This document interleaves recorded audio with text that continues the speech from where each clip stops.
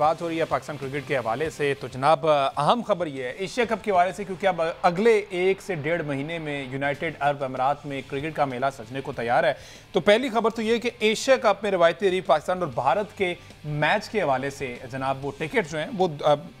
जाली टिकट्स बिक रही हैं और इंतहाई महंगे दामों बिक रही हैं, जिस पर यूएई हुकाम ने इस पर एक्शन भी लिया है और उस पर रोकथाम जारी है। अहमद सईद साहब, 11,000 दिरहम की वीआईपी टिकट मेरे ख्याल बिक रही है। सिर्फ नाम होना चाहिए तो पाकिस्तान इंडिया मैच होना चाहिए और वहां के लोग ये टिकट ले भी रहे हैं, फिर ही जाके कहीं ना कहीं रिपोर्ट हुआ है ना। देखें, बिल्कुल ऐसा ही है। पाकिस्तान क्रिकेट और पाकिस्तान और इंडिया के मैच के अराउंड जो कमर्शियल एस्पेक्ट्स घूमते हैं उनका ही अगर आप एनालिसिस करना शुरू करें और फिर आप उसमें से ये देखें कि जो ब्रॉडकास्टर इसमें इन्वॉल्व हैं उनका अगर हम मुनाफा जो इससे वो कमाते हैं इस मैच से वो निकालना शुरू कर दें, तो इस बात को प्रेडिक्ट करना आसान नहीं है कि इंडिया की टीम जो है वो एशिया कप का बायकॉट तो नहीं करने जा रही है। एशिया कप में पाकिस्तान इंडिया का मैच तो होने जा रहा है और उस मैच से पहले जो सारी फ़ज़ा बनी हुई है इसका भी ज़ाहिर है सारा फ़ायदा ब्रॉडकास्टर्स उठाएंगे या फिर इस तरह के लोग उठाएंगे जो इस मैच की हाइप बना के इसमें से अपना मुनाफा जो है वो कमाना चाहते हैं। तो ये तो अभी आपने वो फिगर्स बताए हैं जो अनऑफिशियल रहते हैं, हमेशा जो रिकॉर्ड का हिस्सा नहीं बनते हैं, क्योंकि ये गैर कानूनी जो फिगर्स हैं वो आप बता रहे हैं। अगर हम उसके ऊपर आएँ जो जिन फिगर्स की बुनियाद पर ये कहा जाता है कि पाकिस्तान इंडिया का मैच जो सब ज़्यादा सेलेबल कमोडिटी है ना सिर्फ आईसीसी के पास बल्कि एसीसी के पास, तो उसको देखते हुए भी ये प्रेडिक्ट करना अभी हमारे लिए बहुत ही मतलब आसान है कि ये जो इंडिया बायकॉट की रट लगा रहा है पिछले 1 महीने से, उनको देशभक्ति जाग जाती है पाकिस्तान का नाम आते ही। सिर्फ क्रिकेट में ऐसा नहीं है, कहीं पर भी पाकिस्तान का नाम लें पूरी दुनिया के अंदर। उस दिन इंग्लैंड और इंडिया का मैच में भी आपने देखा एक समाशाही पाकिस्तान की शर्ट पहनकर जो है वहाँ पर बैठा हुआ था। तो लग यूँ रहा है कि पाकिस्तान के नाम से वो इतने चालू हो चुके हुए हैं कि जहाँ पाकिस्तान का नाम नजर आए उनको वो जो मार उन्हें पड़ी थी वो याद आना शुरू हो जाती है शायद हर बार। तो लेकिन इस सारी फ़ज़ा के बावजूद भी ये जो आप बात कर रहे हैं कि पाकिस्तान इंडिया के मैच के जो कमर्शियल एस्पेक्ट्स हैं उनको अगर हम देखें तो ऐसा नहीं होगा कि इंडिया की टीम इसका मुकम्मल बायकॉट कर दे, और इस बार ऐसा भी नहीं होगा कि इंडिया की टीम इसका बायकॉट करे और दोनों टीमों को 1-1 पॉइंट मिल जाए। ये ऑफिशियल टूर्नामेंट है, ये एसीसी का टूर्नामेंट है और एसीसी जो इस वक्त जो बीसीसीआई के साथ किया है, एसीसी ने रिसेंट पास्ट के अंदर मीटिंग्स वाले मामले में उसकी भी सारी कवरेज हम यहाँ पर बैठकर करते रहे हैं, उसका भी अगर हम रिकॉर्ड निकाल कर देखें, उसका भी एनालिसिस करें तो ये नजर आता है कि एसीसी के अंदर भी मामला अब उस तरह से नहीं रहे हैं। बीसीसीआई को ये मैच तो खेलने पड़ेंगे अगर वो फ़ायदा हासिल करना चाहते हैं उसे, और अगर वो मैच नहीं खेलते हैं अपनी ज़िद और हरदर्मी के ऊपर, अपने मैदान से फरार होने वाली रिवायत के ऊपर वो बरकरार रहते हैं, तो अब यहाँ ऐसा नहीं होगा कि दोनों टीमों को 1-1 पॉइंट मिल जाए और वो अपने अपने मैच जो है वो खेल के वापस चले जाए। यहाँ पर तो जाहिर है कि जो टीम बायकॉट करेगी उसको कोई पॉइंट नहीं मिलेगा। अच्छा, दूसरी बड़ी खबर ये है अफगानिस्तान, यूएई और पाकिस्तान, ये ट्राई नेशन सीरीज जिसका आगाज अहमद सईद साहब होने जा रहा है ये अगस्त के महीने में ही, ठीक है। ये वेस्ट इंडीज टूर के बाद की इस सीरीज का जिसका शेड्यूल भी गालिबन 29 अगस्त से 29 अगस्त से। अब ये हुआ है लास्ट माजी में हमने देखा है कि अफगानिस्तान और पाकिस्तान ये मनाज़िर भी अभी वो चल रहे हैं, ये वो मैचेस थे, एशिया कप के मैचेस थे। उससे पहले 2019 के वर्ल्ड कप में जो इमाद वसीम का आखिरी चौका था वो नहीं भूला, उसके बाद ये एक चलता आया, एक जो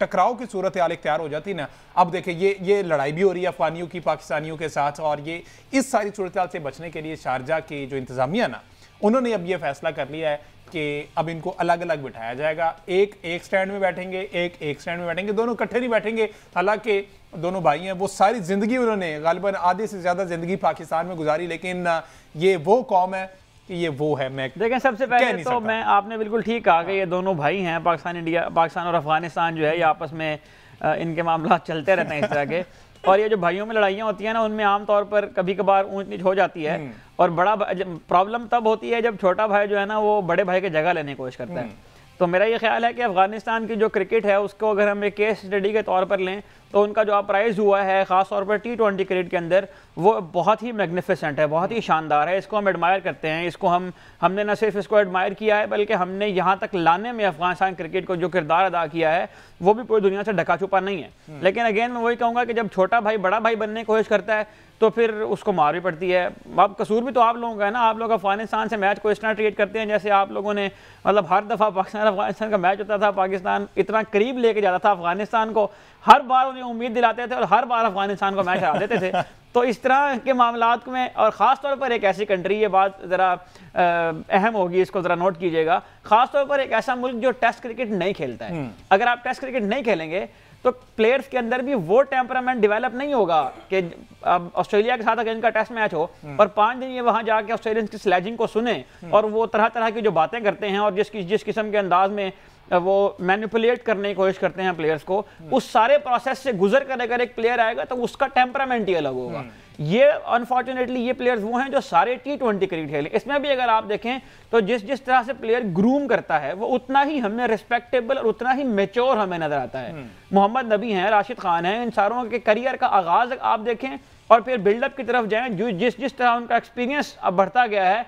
उस तरह हमें नजर आता है कि इनके अंदर एक ठहराव पैदा हुआ है, इनके अंदर एक वकार पैदा हुआ है, इनके अंदर आपको एक ग्रेस नजर आना शुरू हुई है मोहम्मद नबी के अंदर। राशिद खान स्टार्ट में तो ऐसा नहीं थे, वो कि राशिद खान का अभी भी स्टार्ट किया है, मेरा ख्याल है उनका स्टार्ट जो है वो खत्म नहीं हो रहा है, छोटे हैं ना वो। लेकिन वक्त के साथ साथ जितनी वो क्रिकेट खेल रहे हैं टेम्परामेंट उनका बिल्ड हो रहा है। और जो लास्ट एक जिसकी अभी आप फुटेज चल रहे हैं जिस मैच को, उसमें भी अगर आप देखें तो जो जूनियर प्लेयर्स थे वो इस तरह की हरकतें करते हुए नजर आए थे। मोहम्मद नबी तो उस मैच में भी साइड के ऊपर खड़े हुए, उन्होंने न सिर्फ ये कि प्लेयर्स को उन्हें बाद में रोका भी। अच्छा, तो पाकिस्तानी एक्स क्रिकेटर्स ने बहुत ज्यादा सर्व किया अफगान, इनको स्टेबल करने में, इनको ग्रूम करने में, पॉलिश करने में बहुत से नाम है, जिसमें इंजमामुल हक सर फारिस हैं, राशिद लतीफ जो है उन्होंने बहुत काम किया है, उसके बाद उमर गुल हैं और एक दो ऐसे नाम हैं। जो पहला विनिंग ग्रुप अफगानिस्तान का बना था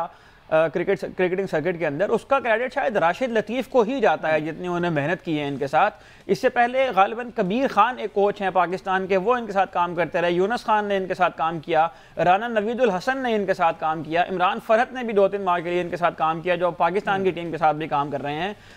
तो उमर गुल बहुत मशहूर पाकिस्तान के फास्ट बॉलर हैं, उनकी बहुत ज़्यादा खिदमत हैं अफगानिस्तान क्रिकेट के लिए। तो ये वो नाम हैं जो अफगानिस्तान क्रिकेट को बहुत ज़्यादा सर्व किया है जिन्होंने, और उन्होंने बतौर कोच उनको हेल्प की है प्लेयर्स को ग्रूम करने में। आपको मैं बता चलूँ कि जो अफगानिस्तान की क्रिकेट टीम के प्लेयर्स हैं उनमें से बहुत सारे ऐसे प्लेयर्स हैं जो कायद आज़म ट्रॉफी खेल चुके हैं पाकिस्तान के अंदर। बहुत सारे प्लेयर्स ऐसे हैं जो पेशावर के अंदर रिहाइश रखते थे, यहाँ पर क्रिकेट खेलते थे, गलियों मोहल्लों में क्रिकेट खेल के यहाँ से ही ये लोग प्लेयर बने हैं। अनफॉर्चुनेटली जब ये इंटरनेशनल क्रिकेट में खेलने आते हैं तो वहाँ पर मामला इस तरह से होते हैं कि पाकिस्तान के पास IPL जैसी कोई मेगा लीग शायद इस तरह से नहीं है, और उस वहाँ से जो उनको पैसा मिलता है, वहाँ से जो उनको कॉन्ट्रैक्ट मिलते हैं, उन कॉन्ट्रैक्ट की मजबूरी ये है कि उन्होंने अपने आप को प्रो IPL साबित करना है, और उसके लिए जाहिर है कि इस तरह की हरकतें की जाती हैं कि पाकिस्तान से मैच की हाइप बनाई जाती है, पाकिस्तान से मैच के अंदर जो है वो फिर तमाशाई और शायकीन का एक पूरा माहौल बनाना, और ये जो जूनियर प्लेयर हैं इनके वो अक्सर हर मैच के अंदर इस तरह की हरकतें करते हैं। जो मशहूर मैच है 2 छक्कों वाला, इसमें नसीम शाह ने, उसके बाद जो पाकिस्तान का मैच ODI का भी हुआ था उसमें भी वो जो मैनकट कर दिया था शादाब खान को फजल हक फारूकी ने। तो ये सारी चीज़ें वो हैं जो आपको उन टीम के अंदर नजर आती हैं जो टेस्ट सर्किट से दूर हैं, जिनके टेम्परामेंट जो है वो उस तरह से बिल्ड नहीं हुए हैं। तो अगर आप टेस्ट क्रिकेट खेल कर आए हैं, अगर आप उसके मुताबिक टेम्परामेंट बिल्ड कर आए हो तो आपकी क्लास और होती है, आपका जो बिहेवियर होता है पिच के ऊपर वो जरा डिफरेंट। अच्छा, अब इनका बिहेवियर जो है ऑन फील्ड, तो प्लेयर्स का बिहेवियर भी स्पेसिफिकली अफगानिस्तान के एग्रेशन होना तो अच्छी बात है, एग्रेशन ठीक है, हम हमारे प्लेयर्स के अंदर भी एग्रेशन होती है, और एग्रेशन और बदतमीजी में फर्क है, लेकिन वो शायद ये फर्क समझने से कासिर है। ऑन फील्ड प्लेयर्स ऐसा करते हैं, ऑफ फील्ड ग्राउंड में इनके शायकीन ऐसा करते हैं, और दोनों तरफ हमने देखा है कि अफगानिस्तान बहुत ज्यादा अग्रेसिव दिखाई देते हैं, गेम को लेके नहीं, लड़ाई झगड़े में बहुत ज्यादा अग्रेसिव है, और उनको बैक कौन करते हैं, इसी एग्रेसिवनेस का ही जो है शायद उन्होंने वो किया है कि इंडियंस उनको बैक करते हैं, क्योंकि इंडिया जब भी पाकिस्तान अफगानिस्तान मैच होगा, इरफान पठान जैसे लोग जो हैं वो गले में मफलर डालकर भंगड़ा डालने आ जाते हैं। इरफान बेगानी शादी में अब्दुल्ला दीवाना की सूरत हाल हो जाती है, तो जब इंडियन बैक करते हैं तो फिर डेफिनेटली शय मिलती है अफगानियों को भी, और अगेंस्ट पाकिस्तान तो वो ऐसे बड़े तैयार होते हैं। 2-3 ऐसे नेशंस हैं, श्रीलंका ले लें, अफगानिस्तान ले लें, पहले बांग्लादेश भी हुआ करता था, लेकिन बांग्लादेश अब काफ़ी हद तक जो है वो स्टेबल हो गया है, समझ गया है, सुलझ गया है, लेकिन अफगानिस्तान जो है मुझे लगता है अब इसको मजीद अभी टाइम लगेगा ना। मैं सही देखें, जाहिर है हम पहले बात कर चुके हैं इसके ऊपर, और जूं ये मुझे